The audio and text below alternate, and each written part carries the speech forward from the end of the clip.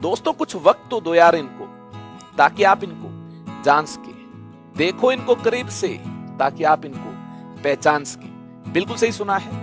Polymers की दुनिया में आपने यार कदम रख लिए होंगे और लेक्चर नंबर 1 में ढेर सारे पॉलीमर्स को आपने जान लिया होगा, पहचान लिया होगा, है ना, करीब से देखा होगा आपने। तो यार आपसे रिक्वेस्ट कर रहा हूं, ये स्ट्रक्चर देखने में हो सकता है थोड़े से आपको कॉम्प्लेक्स लगे, कंफ्यूजिंग लगे, लेकिन एक बार आपने अंडरस्टैंडिंग बना ली, नोटबुक में इनको उतार लिया, बार बार आपने रिवाइज कर लिया, तो आप इनको नहीं भूलेंगे। आपकी यार डीप अंडरस्टैंडिंग बन जाएगी। तो मैं तो ये कहना चाहता हूं, स्कोरिंग चैप्टर है, इसको बिल्कुल ना छोड़ें। फ्री के मार्क्स हैं। एक बार आपने सारे कॉन्सेप्ट को अपनी मुट्ठी में कर लिया, फिर ये कहीं नहीं जाएंगे। तो पूरा दिल और दिमाग आप यार लगा देंगे आज के इस लेक्चर में। आज के इस लेक्चर को अंडरस्टैंड करने के बाद जितने पॉलीमर्स के स्ट्रक्चर आपके सिलेबस में हैं, वो सारे कवर हो जाएंगे। इसके बाद क्या करें? इसके बाद यार नेक्स्ट लेक्चर में पॉलीमर्स के यूजेस को हम जानेंगे। ठीक है भाई, यूजेस को जान लिया जाएगा और उसके साथ में क्या होगा, ढेर सारे क्वेश्चंस के साथ यार प्रैक्टिस होगी। ठीक है, तो आज के इस लेक्चर को मैंने डेडिकेट किया है क्लासिफिकेशन ऑफ पॉलीमर्स को, और मेनली हम कंडेंसेशन पॉलीमर्स आज की इस बेहतरीन सेशन में जानने वाले हैं। अभी तक हमने जितनी भी बातचीत की है पॉलीमर के बेसिक पार्ट से रिलेटेड की है। इसके साथ साथ हमने यार एडिशन पॉलीमराइजेशन में अंडरस्टैंडिंग बनाई है। तो चलें फिर आगे। जी हाँ, आज के इस कार्यक्रम को स्टार्ट किया जाए। याद होगा आपको? हाँ, ये तो याद होगा। Classification based on mode of polymerization में ढेर सारे एडिशन पॉलीमर्स की हमने बात कर ली थी। आज के सेशन में कुछ खूबसूरत पॉलीमर्स की और बात करनी होगी। जी हाँ, कंडेंसेशन पॉलीमराइजेशन के अंदर हमें ढेर सारे कंडेंसेशन पॉलीमर्स की करनी होगी बात। अब सवाल ये उठता है, ये कंडेंसेशन पॉलीमर्स क्या है? हाँ, एडिशन पॉलीमराइजेशन के दौरान तो यार मोनोमरिक यूनिट्स ऐड हो रही थी, याद है ना आपको? कंडेंसेशन पॉलीमराइजेशन के दौरान यार स्मॉल मॉलिक्यूल जैसे पानी, अल्कोहल, HCl, इनका एलिमिनेशन हो रहा होगा, रिमूवल हो रहा होगा। बिल्कुल सही सुना आपने, इनका क्या हो रहा होगा? रिमूवल हो रहा होगा, एलिमिनेशन हो रहा होगा। यानी यहां पर कंडेंसेशन होगी bifunctional, try functional monomeric units के बीच। ठीक है, ऐसी मोनोमरिक यूनिट होगी। तो चलिए फिर कहानी को आगे बढ़ाया जाए और यार इसको डिटेल में अंडरस्टैंड किया जाए। ध्यान से देखिए, condensation polymers are formed by repeated condensation reaction between two different bi functional और ट्राई फंक्शनल मोनोमरिक यूनिट्स। ऐसी मोनोमरिक यूनिट होगी जिनमें यार 2 फंक्शनल ग्रुप होंगे या फिर 3 फंक्शनल ग्रुप पाए जाएंगे। कोई टेंशन नहीं है। अब इस कंडेंसेशन का क्या मतलब है? रिपीटेड कंडेंसेशन से आपने क्या अंडरस्टैंड किया? देखिए, इसका मतलब है पॉलीमराइजेशन रिएक्शन के दौरान elimination of small molecule such as पानी, water, H2, alcohol, hydrogen chloride etcetera take place. ढेर सारे एग्जांपल हैं भैया। पूरी नायलॉन फैमिली, जैसे नायलॉन 6,6, जी हां, नायलॉन 2,6, नायलॉन 6,10, ये जो नायलॉन फैमिली के मेंबर्स हैं, ये कंडेंसेशन पॉलीमराइजेशन से ही मिलते हैं। Glyptal, Dacron, melamine formaldehyde, bakelite, novolac, ये सारे यार कंडेंसेशन पॉलीमर्स हैं। क्या इन सभी की बात करनी है? बिल्कुल सही सुना है। इन सभी के बारे में यार आज की शानदार सेशन में डिटेल में बात करेंगे। फिलहाल कंडेंसेशन रिएक्शन को नायलॉन 6,6 के एक शानदार एग्जांपल की मदद से हम यहां पर जानेंगे। देखिए, नायलॉन 6,6 के लिए आपको यहां पर लिखना होगा हेक्सामिथाइलिन डायमाइन। जी हां, इसे तो लिखना ही होगा, साथ में स्ट्रक्चर भी बनाना होगा। केवल लिखने से काम थोड़ी बनेगा। यहां देखिए, हेक्सामिथाइलिन डायमाइन, कार्बन 6 और 2 NH2 है, लिख लिया आपने। इसके अलावा ये तो हो गया हेक्सामिथाइलिन डायमाइन। चलिए, बहुत बढ़िया है, ये मिथाइलिन है, ठीक है, और डायमाइन का मतलब 2 NH2 है। इसके साथ साथ एडिपिक एसिड को भी लिखना होगा। एडिपिक एसिड क्या है? CH2 4 COH, ठीक है, ये भी आपने लिख लिया होगा, वेरी नाइस। अब क्या किया जाए, अब क्या करना है, अब तो यार खेल खल्लास। हाँ, अब कंडेंसेशन करनी है। ये हम नाइलोन 6,6 बनाने की बात कर रहे हैं।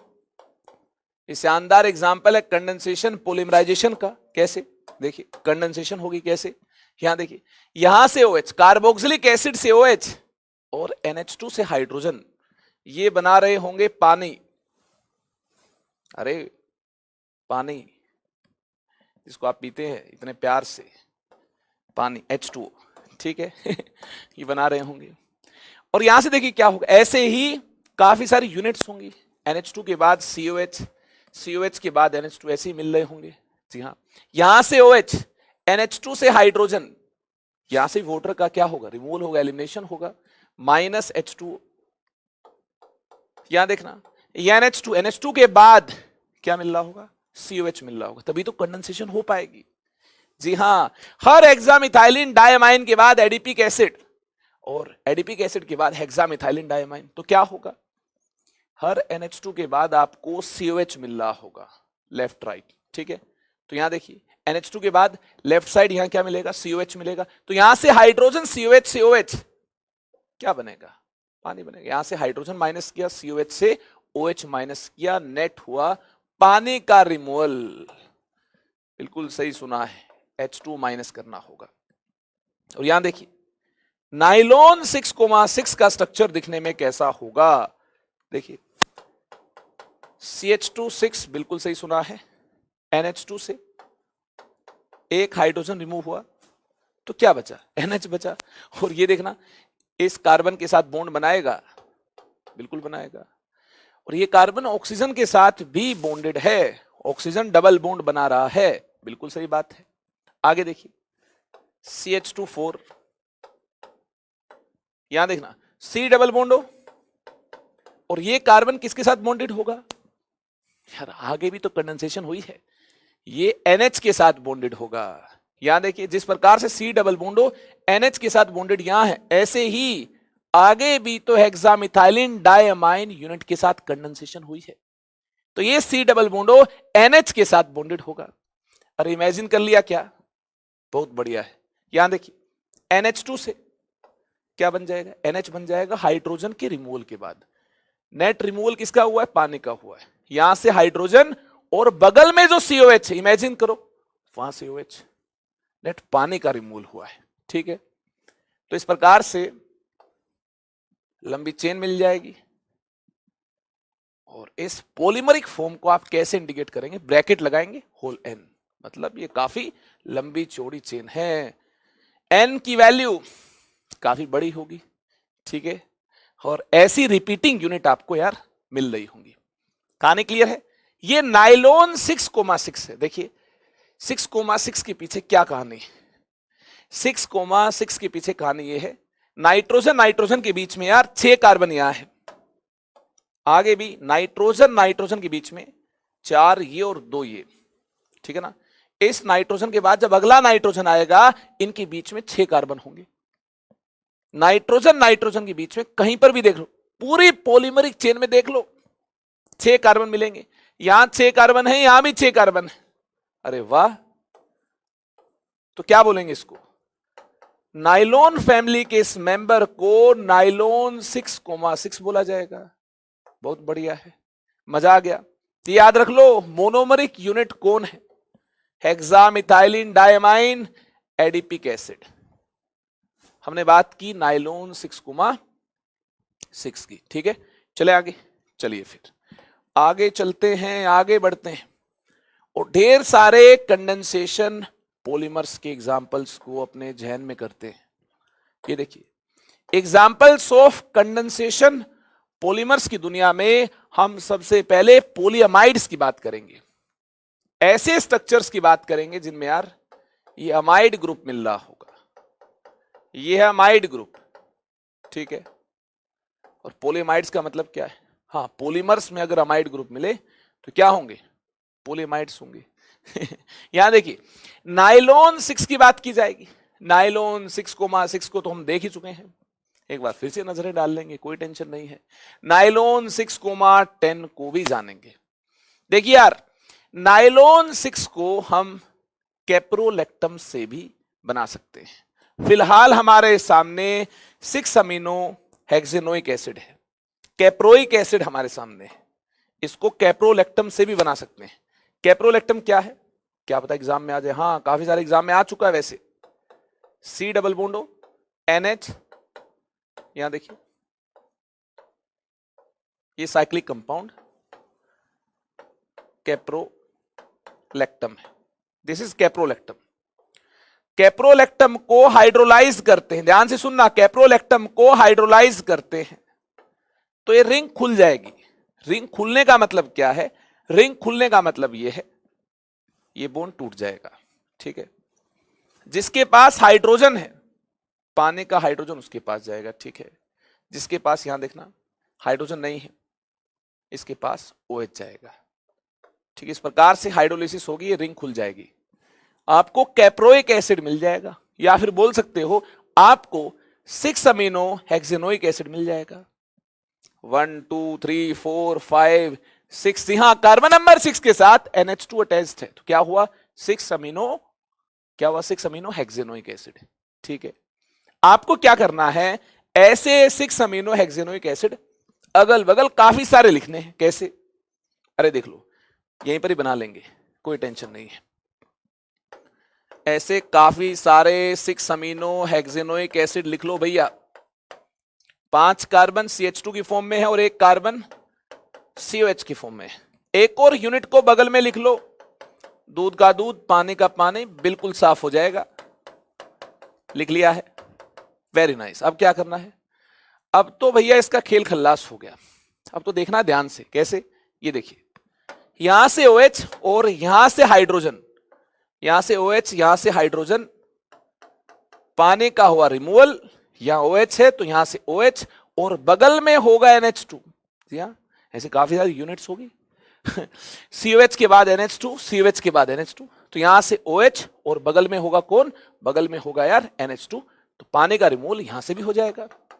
वेरी नाइस, पानी का रिमूवल यहां से भी हो गया, पानी का रिमूवल तो यहां से भी हो जाएगा। NH2 के बगल में क्या होगा, COH होगा। बहुत बढ़िया है, यही तो मिलेगा आपको। यही तो मिलेगा। और इसमें देखना यार, ये अमाइड ग्रुप मिल रहा है, ये अमाइड फंक्शनल ग्रुप मिल रहा है। पॉलीअमाइड है कि नहीं, बिल्कुल है। नाइलॉन 6 क्यों बोलेंगे, यहां देखना, NH, C double bond NH, कितने कार्बन, 6 कार्बन है, और इसी प्रकार के 6 कार्बन आपको नाइट्रोजन नाइट्रोजन के बीच में मिलते हैं। ये क्या हो गया, ये नाइलॉन 6 हो गया, ठीक है।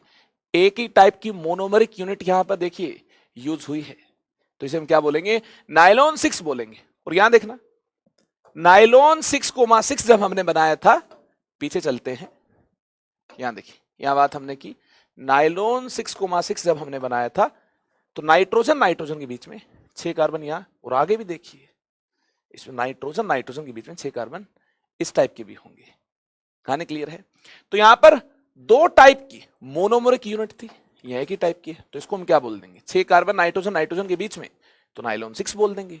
2 टाइप की मोनोमरिक यूनिट से बना था कंडेंसेशन पॉलीमर, तो उसका नाम क्या था, नाइलॉन 6,6।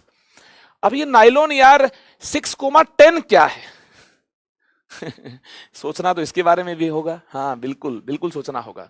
नाइलॉन 6,6 के बारे में हम ऑलरेडी देख चुके हैं, डिटेल में बातचीत हो चुकी है, तो बारी है नाइलॉन 6,10 की। इसके लिए हेक्सामिथाइलिन डायमाइन आप बना लें, और यार सिबैकिक एसिड आप लिख लें, ठीक है। सिबैकिक एसिड का स्ट्रक्चर कैसा होगा, ऐसा होगा, यहां कार्बन यार 6 नहीं होंगे, कितने होंगे, 8 होंगे, ठीक कर लो, 6 नहीं होंगे कार्बन, 8 होंगे, ठीक कर लिया आपने, वेरी नाइस। अब देखिए, कंडेंसेशन करनी है, कंडेंसेशन करनी है, पानी का रिमूवल यहां से होगा, वेरी नाइस, -H2 कर दो, पानी का रिमूवल यहां से भी होगा, -H2 यहां से भी हो जाएंगे, बिल्कुल, पानी का रिमूवल यहां से भी होगा, कार्बोक्सिलिक एसिड का OH और NH2 का हाइड्रोजन क्या बनाएगा, पानी बनाएगा, और पानी का यार एलिमिनेशन हो रहा होगा, -H2 यहां भी होगा, ठीक है।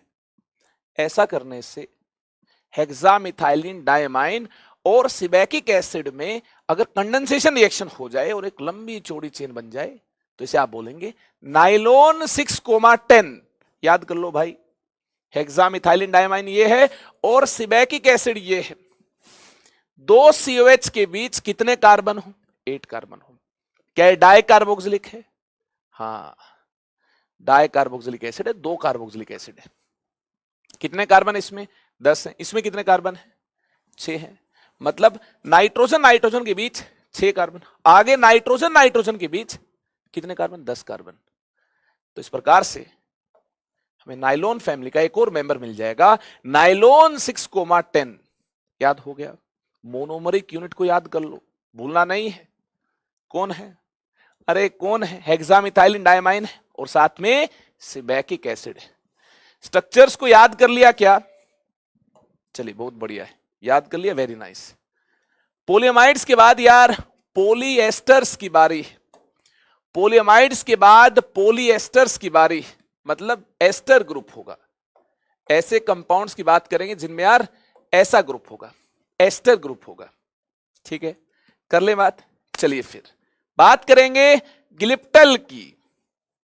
बिल्कुल सही सुना है, गिलिप्टल की हम बात करेंगे, जिसको पेंट्स में यूज किया जाता है। यूजेस के बारे में यार हम आगे डिस्कस कर रहे होंगे, अभी आपकी यूजेस की टेंशन नहीं लेनी है। बीच बीच में कहीं कहीं पर आपको यूजेस लिखे हुए मिल जाए तो याद कर ले, कोई टेंशन नहीं है। लेकिन लेकिन लेकिन नेक्स्ट लेक्चर में आप सभी के बीच में लेकर आऊंगा यार यूजेस से रिलेटेड एक प्यारी सी टेबल, जिसमें पॉलीमर्स का जिक्र किया होगा, मोनोमरिक यूनिट्स की बात की गई होगी और यूजेस को हम यार उस टेबल में याद कर रहे होंगे। ठीक है, तो यूजेस की आपको टेंशन नहीं लेनी है। ग्लाइकोल देखिए ये है, और ग्लाइकोल की थैलिक एसिड से हमें कंडेंसेशन रिएक्शन करवानी है।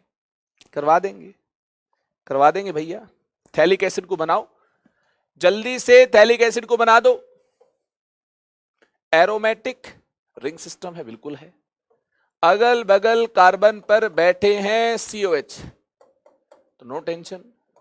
डाई कार्बोक्सिलिक का केस है, हाँ थैलिक एसिड है। बात कर रहे हैं किसकी? गिलिप्टल की। ठीक है, प्यारा सा पॉलीमर है, बना देंगे। और इसके साथ में कौन होगा? देख लो, ग्लाइकोल होगा। 1,2 डायोल होगा। ये देखिए, ये 1,2 डायोल होगा। CH2 CH2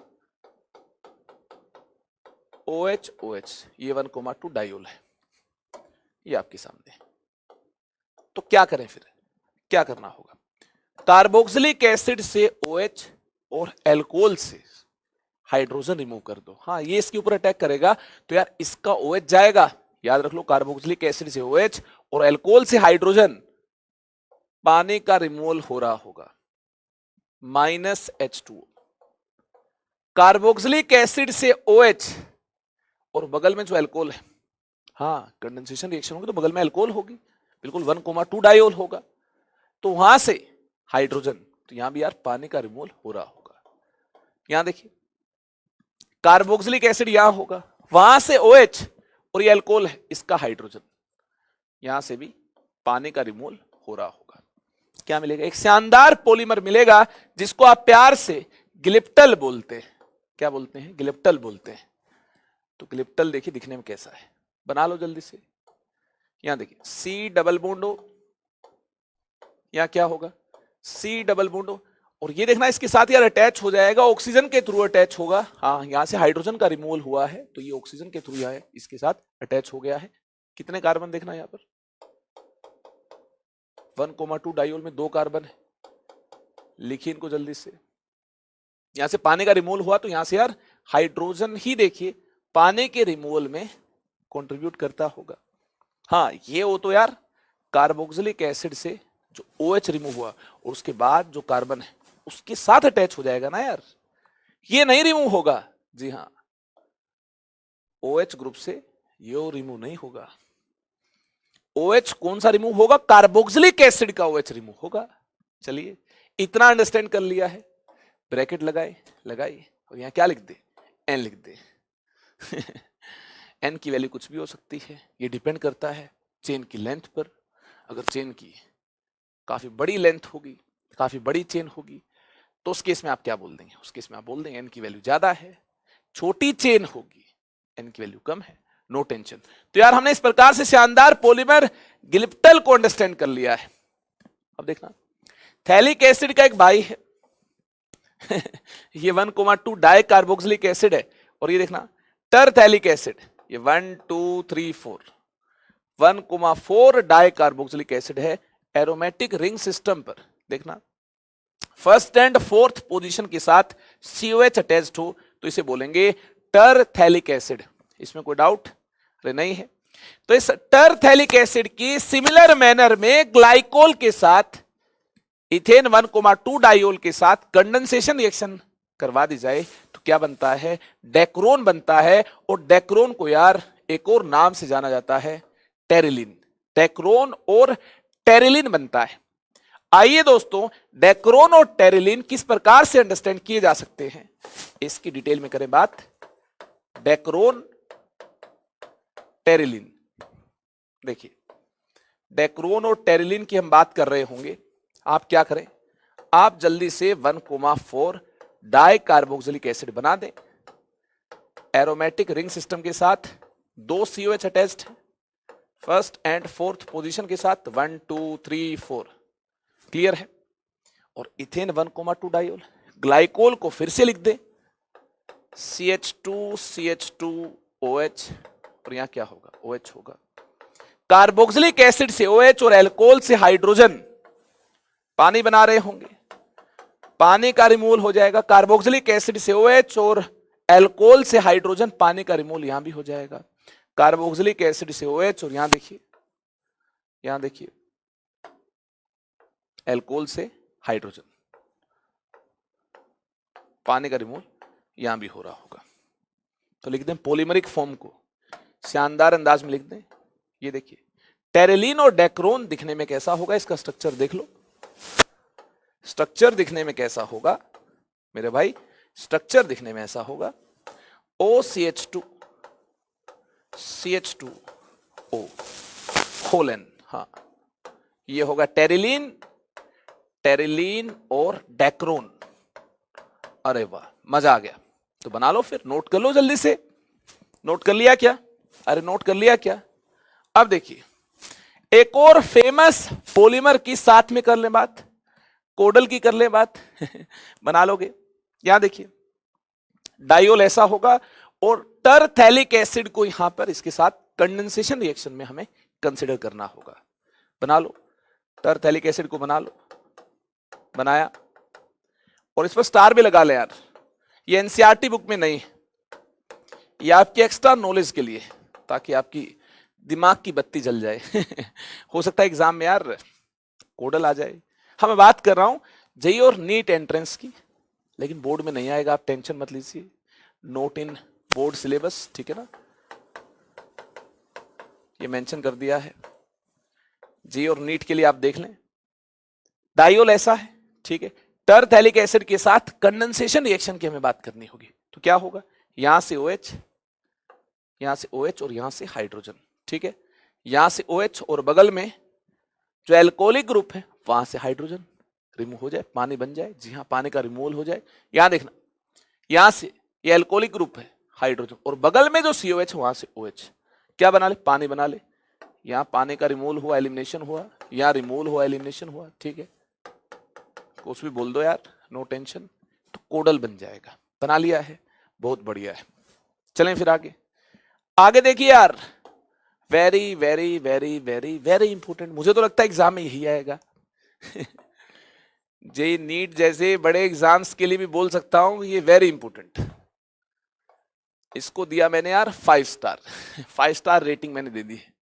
कितने ज्यादा इंपॉर्टेंट होंगे, सोचिए सोचिए कितने ज्यादा इंपॉर्टेंट होंगे, मेरे दिल में कितनी इज्जत है मिलेमाइन, मिलेमाइन, बैकेलाइट, नोलेक, ठीक है, इनकी हम बात कर रहे होंगे।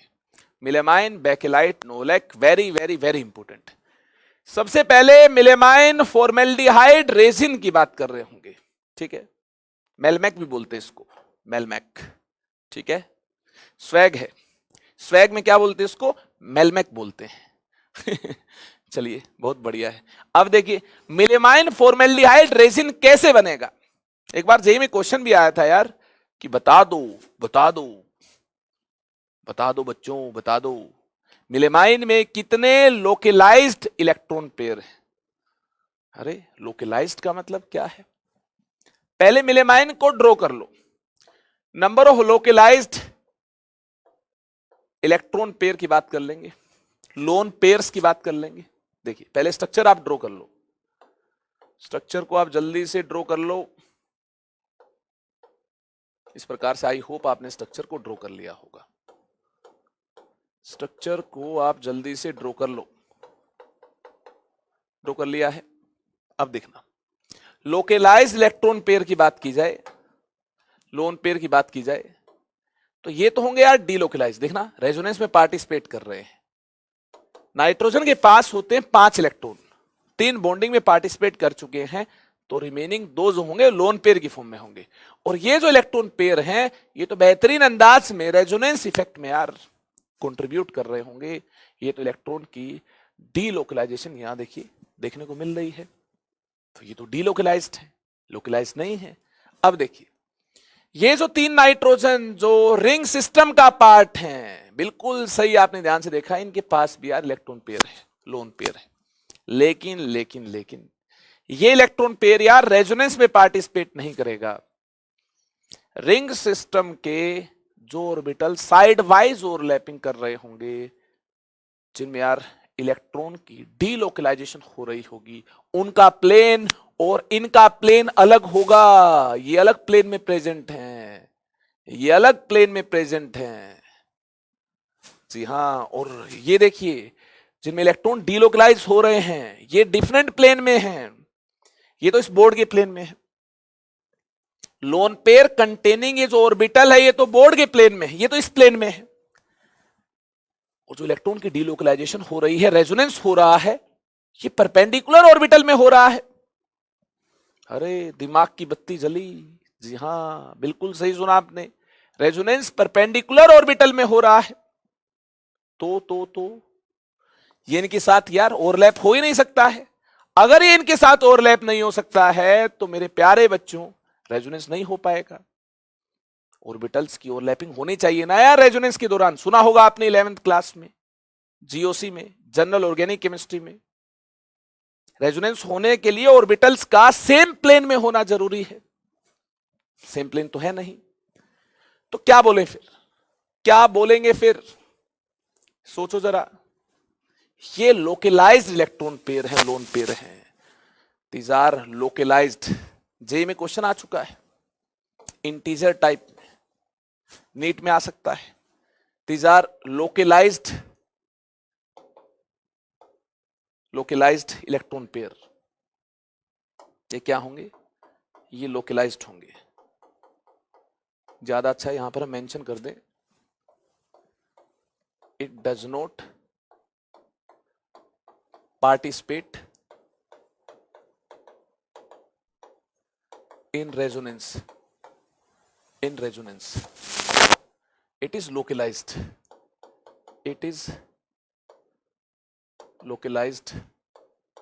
Electron pair. और ऐसे लोकलाइज इलेक्ट्रॉन पेयर कितने हैं, number of localize lone pair कितने हैं, number of localized electron pairs कितने हैं, एक ऐसा यहां एक ऐसा यहां है, टोटल तो यार 3 हो जाएंगे। चलिए बहुत बढ़िया, इस टाइप के क्वेश्चन को आप देख लोगे। हमें तो मिलेमाइन फॉर्मेल्डिहाइड रेजिन की बात करनी है, बात कर लेंगे यार, मेलमैक की बात करनी है हमें।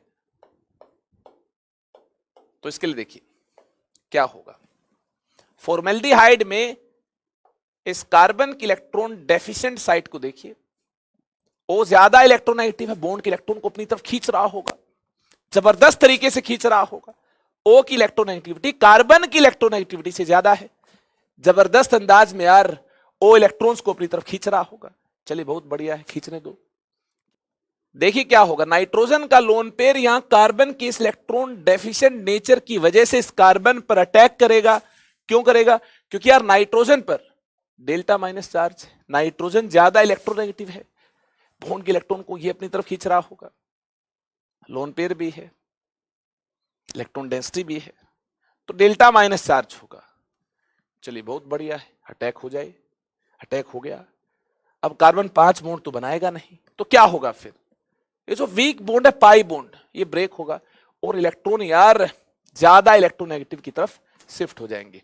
Week bond pi bond break होगा, इलेक्ट्रॉन्स यार ज्यादा इलेक्ट्रोनेगेटिव एटम ओ की तरफ हो जाएंगे शिफ्ट, इसकी वजह से ओ पर चार्ज आएगा माइनस। अरे ऐसा क्या? हाँ ऐसा ही होगा। और नाइट्रोजन के इस इलेक्ट्रॉन पेयर के अटैक करने की वजह से नाइट्रोजन पर प्लस चार्ज आ जाएगा। हाँ इलेक्ट्रॉन दूर गया है, प्लस चार्ज आएगा, बॉन्डिंग में यूटिलाइज हो गया है। इलेक्ट्रॉन पेयर देखना, बॉन्डिंग में यहां पर यूटिलाइज हो गया है, तो नाइट्रोजन पर प्लस चार्ज आएगा। एक इलेक्ट्रॉन तो नाइट्रोजन से दूर गया, कार्बन की तरफ गया। नाइट्रोजन को प्लस चार्ज दूर करना और ऑक्सीजन को, ये इलेक्ट्रॉन पेयर देखना ओ की तरफ आए, ये तो ओ का ही इलेक्ट्रॉन था, ये कार्बन का इलेक्ट्रॉन था, ये एक एक्स्ट्रा इलेक्ट्रॉन आने की वजह से ओ पर माइनस चार्ज आ गया है। ओ को माइनस चार्ज दूर करना, नाइट्रोजन को प्लस चार्ज, ओ को माइनस चार्ज दूर करना है, तो क्या होगा? होगा कुछ ऐसा, संगीन मामला है, होगा कुछ ऐसा, यहां से इसके पास H प्लस जाएगा। नाइट्रोजन का प्लस चार्ज तभी दूर होगा जब नाइट्रोजन से डी प्रोटोनेशन हो जाए, जी हाँ H प्लस का रिमूवल हो जाए। और ऑक्सीजन का माइनस चार्ज यार तब दूर होगा जब इसकी प्रोटोनेशन हो जाए। ऐसा हो गया तो क्या बोलेंगे? देखिए ये इसके साथ जाकर जुड़ जाएगा। अब आप कहेंगे सर पॉलीमर तो बना नहीं। अरे रुकिए जरा, रुको जरा, पूरी कहानी को देखो। बनेगा, पॉलीमर भी बनेगा, सब्र होगा तो सब कुछ समझ भी आएगा और कहानी में मजा भी आएगा। देखिए इस प्रकार से आप बना लेंगे। बना दिया भाई, CH2 इसके साथ अटैच हो गया, ठीक है। ये C डबल बॉन्डो COH में तब्दील हो गया, जी हाँ। ये पाई बॉन्ड ब्रेक हुआ, O के साथ हाइड्रोजन अटैच हुआ, तो ये चीज बनेगी। चलिए भाई, मिलेमाइन फॉर्मेल्डिहाइड बना दिया। अब बारी है कंडेंसेशन की। मिलेमाइन फॉर्मेल्डिहाइड तो बना दिया, अब पॉलीमराइजेशन की बारी है। अगर पॉलीमराइजेशन करवा दी जाए, अगर हम पॉलीमराइजेशन करवा दें तो आगे क्या होगा? फिर आगे कुछ ऐसा होगा यार, यहां से OH, यहां से OH और बगल में कहीं से भी दूसरे मिलेमाइन फॉर्मेल्डिहाइड से क्या हाइड्रोजन क्या बना दे? पानी बना दे। हाँ कंडेंसेशन हो जाए यार। यहां से देखना हाइड्रोजन और दूसरे मिलेमाइन फॉर्मेल्डिहाइड से OH, यहां से भी देखिए पानी निकल सकता है, बिल्कुल। यहां से हाइड्रोजन दूसरे मिलेमाइन फॉर्मेल्डिहाइड से क्या OH रिमूव हो जाए, क्या होगा? पानी का रिमूवल होगा। यहां से पानी का रिमूवल हो जाए और क्या बन जाएगा? मिलेमाइन फॉर्मेल्डिहाइड रेजिन बन जाएगा, पॉलीमर बन जाएगा। ये पॉलीमर दिखने में कैसा होगा मेरे दोस्तों? ये पॉलीमर दिखने में कुछ ऐसा होगा। ये पॉलीमर दिखने में प्यारे बच्चों कुछ ऐसा होगा, देख लो। यहां NH मिल रहा होगा, यहां NH मिल रहा होगा, तो ये पॉलीमर दिखने में कुछ ऐसा होगा। स्ट्रक्चर की मैं बात कर रहा हूं, इसका स्ट्रक्चर ऐसा होगा। इसे बोलेंगे मिलेमाइन फॉर्मेल्डिहाइड रेजिन और मेलमैक, ठीक है। मैक को तो आप जानते होंगे, ये क्या है? मेलमैक अरे वो मैक नहीं है भैया, ये मिलेमाइन फॉर्मेल्डिहाइड रेजिन है। कहानी क्लियर है? और इसको यार अनब्रेकेबल क्रोकरी बनाने के लिए यूज किया जाता है। करेंगे इसकी बाद में बात, यूजेस के बारे में बाद में हम बात कर रहे होंगे। कैसे बना? Condensation reaction between melamine and formaldehyde से बना, कोई टेंशन नहीं है, देख चुके हैं स्ट्रक्चर। मिलेमाइन फॉर्मेल्डिहाइड के बाद अब हम फिनोल फॉर्मेल्डिहाइड की बात कर रहे होंगे, कर लेंगे बात, कोई टेंशन नहीं है। देखिए phenol formaldehyde polymers are oldest synthetic polymers, काफी पुराने पॉलीमर्स हैं, कोई टेंशन नहीं है। These are obtained by condensation reaction of phenol with formaldehyde in presence of either acid और बेस कैटलिस्ट। क्या करना होगा? फिनोल को पहले यार फॉर्मेल्डिहाइड से हमें रिएक्ट करवाना होगा। ये फिनोल है और ये देख लो ये दोस्तों फॉर्मेल्डिहाइड है, ये फिनोल है, ये फॉर्मेल्डिहाइड है। इनकी पॉलीमराइजेशन से फिनोल फॉर्मेल्डिहाइड पॉलीमर मिल जाएगा, पहले नोलेक बनेगा और नोलेक से बेकेलाइट बनेगा। हाँ, हमें नोलेक और बेकेलाइट की बात करनी है, बिल्कुल सही सुना है। तो देखिए यार, इस केस में ये रिंग सिस्टम पर जो OH अटैच्ड है, रिंग सिस्टम के साथ जो OH अटैच्ड है, इसका होता है प्लस एम इफेक्ट। जी हाँ, electron pair lone pair containing group जब भी रिंग सिस्टम के साथ अटैच्ड हो, इसका मिलता है प्लस एम इफेक्ट। ठीक है, बहुत बढ़िया है।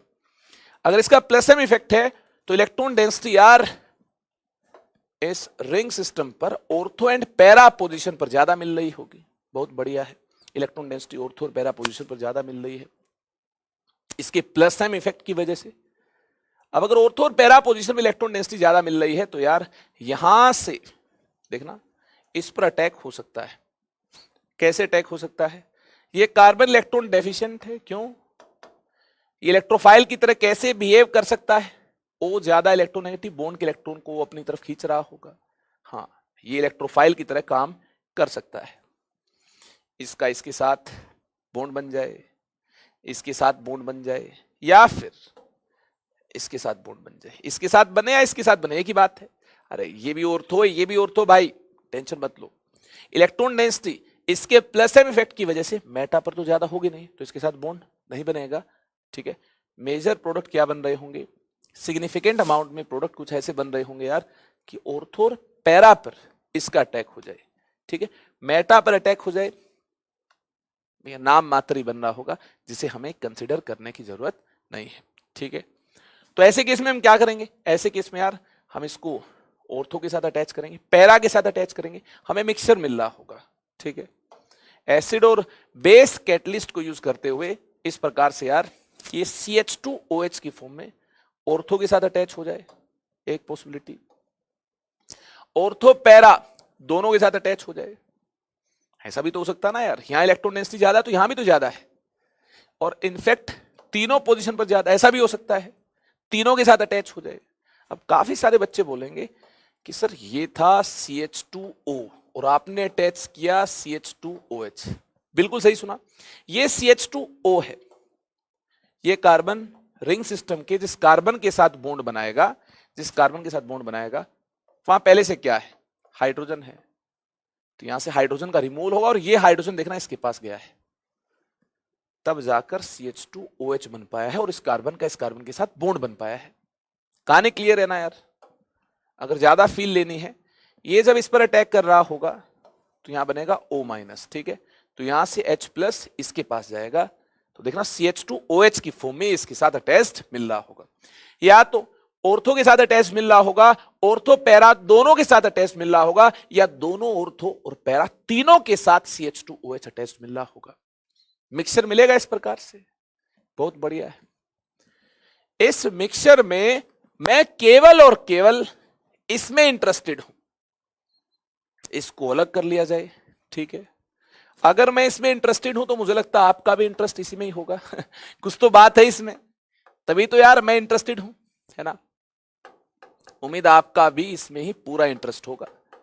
तो आप ऐसी काफी सारी मोनोमरिक यूनिट को बना लो यार, आप भी ऐसी काफी सारी मोनोमरिक यूनिट को बना लो, मजा आने वाला है, मजा आने वाला है। नोलेक बनने वाला है, बना लो, काफी सारे मोनोमरिक यूनिट को बना लो। बना लिया। अब देखिए क्या होगा, यहां से हाइड्रोजन, यहां से OH, अरे H2O- हुआ, पानी का एलिमिनेशन हुआ, यहां भी यही होगा, यहां से OH, यहां से हाइड्रोजन, यहां से OH, यहां से हाइड्रोजन, यहां से OH, और बगल में जो यूनिट होगी उसके ऑर्थो से इस पोजीशन से हाइड्रोजन रिमूव हो जाए। जी हाँ, यहां देखना हाइड्रोजन होगा, ये भी रिमूव हो रहा होगा। जी हाँ, बगल में जो यूनिट होगी वहां से OH, यहां से हाइड्रोजन, पानी का एलिमिनेशन हो रहा होगा, पानी का एलिमिनेशन हो रहा होगा, इस प्रकार से पानी का एलिमिनेशन हो रहा होगा, नोलेक बन जाएगा। चेन कैसी होगी? पॉलीमरिक चेन कैसी होगी भैया? पॉलीमरिक चेन दिखने में ऐसी होगी, बना लो जल्दी से। ये नोलेक बना लिया है और नोलेक से ही बेकेलाइट बन रहा होगा। बिल्कुल सही सुना आपने, नोलेक से ही बेकेलाइट मिल रहा होगा। Very important, novolac on heating with formaldehyde, ध्यान से सुनिए, novolac on heating with formaldehyde undergoes cross linkage. Novolac on heating with formaldehyde undergoes cross linkage to form an infusible solid mass called bakelite. Novolac को formaldehyde के साथ further heat करने पर condensation reaction से solid mass मिल रहा होगा, उस सॉलिड मास को ही बेकेलाइट बोलते हैं। क्या बोलते हैं? बेकेलाइट बोलते हैं। और बेकेलाइट से यार कोम्स बनते हैं, कंघियां बनती हैं, इलेक्ट्रिकल स्विचेस बनते हैं, और यार हैंडल्स ऑफ वेरियस यूटेंसिल भी बेकेलाइट के बनेंगे। जी हाँ, काफी सारे बर्तन गर्म होते हैं तो यार उनके हैंडल से पकड़कर हम उनको अलग करते हैं। जैसे पतीले का हैंडल आपने देखा होगा, कुकर का हैंडल आपने देखा होगा, ये किसके बने होते हैं? बेकेलाइट के बने होते हैं। पता चला आपको? प्लास्टिक बोलते होंगे काफी सारे बच्चे। अब देखिए यार, बेकेलाइट कैसे बनता है? नोलेक से बेकेलाइट बनता है कंडेंसेशन के थ्रू। हमें नोलेक को फॉर्मेल्डिहाइड के साथ गर्म करना पड़ता है। कैसे? ये नोलेक है, बनाओ जल्दी से। नोलेक की एक चेन को बना लो, फिर इसको पलट कर लिख दो। ऐसे चेन होगी नोलेक की, इसको पलट कर लिख दो। कैसे? ऐसे। OH पहले ऊपर था, अब देखना इसकी खोपड़ी नीचे, OH नीचे, ठीक है, पलट कर लिख दो। लिख दिया है, OH नीचे, यहां CH2 है तो यहां भी CH2 मिल रहा होगा। और क्या करना होगा? अब फॉर्मेल्डिहाइड को लिखना होगा यहां पर CH2O। अरे यही तो है फॉर्मेल्डिहाइड, 2 हाइड्रोजन, 1 कार्बन, 1 ऑक्सीजन, यही तो फॉर्मेल्डिहाइड है। ये देखिए फॉर्मेल्डिहाइड है। इसको ऐसे भी लिख सकते हैं, CH2O लिख सकते हैं। ऐसे तो लिखा है मैंने, ऐसे ही तो लिखा है मैंने, CH2O। यहां भी देखिए CH2O लिख दिया है। अब देखिए यहां हाइड्रोजन है, यहां भी हाइड्रोजन है, यहां हाइड्रोजन है, यहां भी हाइड्रोजन है। क्या कर देंगे अब हमें H2 को रिमूव करना होगा। यहां से H2 को रिमूव करना होगा। ये लीजिए H2 को रिमूव किया, यहां देखिए H2 को रिमूव करना होगा, -H2O -H2, कंडेंसेशन हो गई। Very nice. अगर कंडेंसेशन हो गई तो नोलेक से क्या बन गया? और ज्यादा कंडेंसेशन करने से, फॉर्मेल्डिहाइड के साथ गर्म करने से ये नोलेक से क्या बन गया? बेकेलाइट बन गया। वेरी इंपॉर्टेंट, हो सकता है एग्जाम में आ जाए, बेकेलाइट का स्ट्रक्चर कौन सा होगा, या फिर बेकेलाइट क्या है। हाँ, टर्म 2 अगर सब्जेक्टिव एग्जाम से होती है तो उस केस में यार हो सकता है आपको बेकेलाइट का स्ट्रक्चर ड्रॉ करना पड़े। हाँ बिल्कुल हो सकता है, इंपॉर्टेंट पॉलीमर है। देख लो, पुरानी एनसीईआरटी में तो ये स्ट्रक्चर गलत दे रखा था। आपके पास पुरानी एनसीईआरटी तो देखिए, मैच करवा लो, कहीं गलत स्ट्रक्चर तो नहीं दिया है। पुरानी एनसीईआरटी में क्या दिया था? देखिए पुरानी एनसीईआरटी में CH2 इन कार्बन के साथ अटैच दे रखा है, लेकिन CH2 तो यार OH के कार्बन के जस्ट बगल में जो कार्बन है इससे अटैच्ड मिल रहा होगा। OH के कार्बन के, है ना, OH का जो कार्बन है जिसके साथ OH अटैच्ड है, इसके बगल में, जस्ट बगल में देखना जो कार्बन है, इसके साथ CH2 अटैच्ड मिल रहा होगा। यहां CH2 अटैच दे रखा है तो ये गलत स्ट्रक्चर है, ऐसा नहीं होगा भैया। यहां CH2 अटैच नहीं मिलेगा। CH2 तो यार OH का जो कार्बन है जिसके साथ OH अटैच्ड है, इसके बगल में जो कार्बन है उसके साथ ही अटैच्ड मिल रहा होगा। ऊपर भी ऐसा है तो नीचे भी ऐसा ही होगा। ठीक है, यहां ध्यान देना होगा। पुरानी एनसीईआरटी में स्ट्रक्चर गलत दिया है तो आपसे यार मिस्टेक ना हो, इसलिए मैंने सारी कहानी आपको बताई है। मेरे पास जो एनसीईआरटी थी मैंने उसमें तो ठीक कर लिया था अपने टाइम में, जब मुझे बोर्ड का एग्जाम देना था मैंने तो ठीक कर लिया था। ठीक है, यहां देखिए, यहां क्या होगा फिर? ये कार्बन किससे अटैच्ड होंगे? CH2 से अटैच्ड होंगे। रिंग सिस्टम यहां भी होगा, बिल्कुल होगा। रिंग सिस्टम यहां भी होगा, यहां भी देखिए एक रिंग दूसरी रिंग से CH2 के थ्रू अटैच्ड मिल रही होगी, इसके साथ भी OH अटैच्ड होगा। और जिस कार्बन से OH अटैच्ड है इसके बगल में जो कार्बन है, ये कार्बन यहां देखिए, CH2 के थ्रू इससे टेस्ट होगा, और होल एन करने पर ये क्या मिल गया हमें? होल एन करने पर होल एन, ये हमें बेकेलाइट मिल गया है। ये बेकेलाइट का स्ट्रक्चर है, नोट कर लो, अपने दिमाग में कैद कर लो, ये बेकेलाइट का स्ट्रक्चर है। तो याद कर लिया आपने, वेरी नाइस। इसी के साथ कंडेंसेशन पॉलीमर्स जितने हमारे सिलेबस में थे यार, इन सभी कंडेंसेशन पॉलीमर्स की हमने कर ली है बात। पॉलीमर चैप्टर में एक और लेक्चर आपको मिल रहा होगा, जिसके साथ यार पॉलीमर चैप्टर फिनिश हो जाएगा। ढेर सारे क्वेश्चंस की प्रैक्टिस हम करेंगे, रिमेनिंग क्लासिफिकेशन को अंडरस्टैंड करेंगे, और यार एक और बात, यूजेस की भी हम बात कर रहे होंगे। तब तक के लिए आप क्लास नोट्स बनाइए, बार बार पॉलीमर्स के स्ट्रक्चर्स को याद कीजिए, रिवाइज कीजिए। मुझे नहीं लगता कि इसमें आपको कोई डिफिकल्टी आई होगी। स्ट्रक्चर्स के बारे में हमने खुलकर की है बात। तो यार अब होगी अगली बार मुलाकात, तब तक के लिए bye bye, take care, love you all.